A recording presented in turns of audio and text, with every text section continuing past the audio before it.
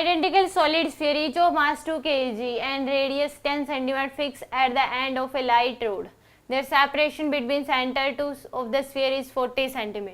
दो स्फीयर है यहाँ पे, दोनों एक लाइट रोड से जुड़े हुए हैं. इसका मास भी 2 kg है, इसका मास भी कितना है 2 kg,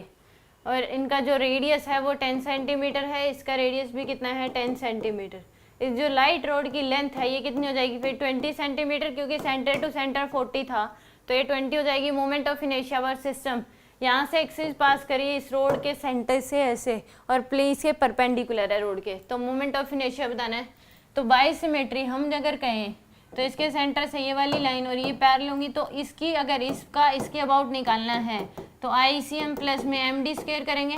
और इसका भी क्या होगा ICM plus MD square identical है, तो इसको क्या कर दो 2 से मल्टीप्लाई, तो ये नेट मोमेंट ऑफ इनर्शिया आ जाएगा इसके अबाउट पूरे सिस्टम का.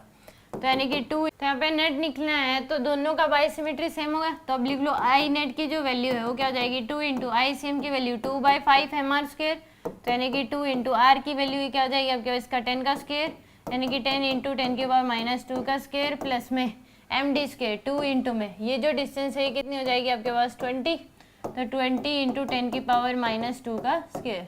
और इसका भी यही होगा इसलिए 2 कर दिया, तो आ जाएगा 2 इंटू 4/5 इंटू में 100 इंटू 10 की पावर -2 4 प्लस में 2 इंटू में 400 इंटू 10 की पावर -4, यह आ गया आपके पास. तो 2 इंटू में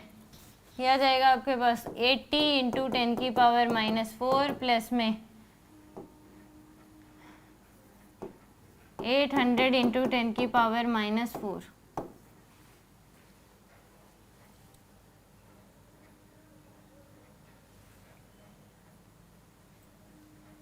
तो ऐसे 2 इंटू में